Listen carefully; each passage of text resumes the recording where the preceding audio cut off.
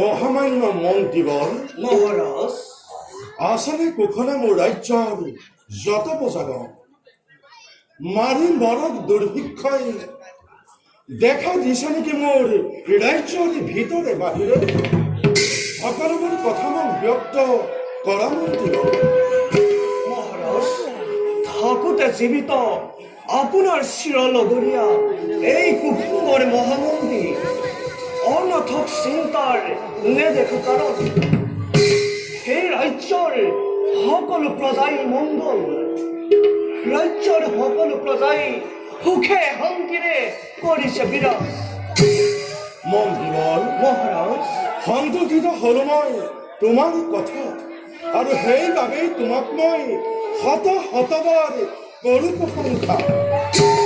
মন্ত্ৰীবর মহাৰাজ বৰ্তমান মোৰ আই ৰুক্মিণীৰ সন্ধিয়াৰ পূজা হৈছে সমাগত গতিকে অতি শীঘ্ৰে যাব লাগে মই ৰুক্মিণীৰ কাষে বৰক মহাৰাজ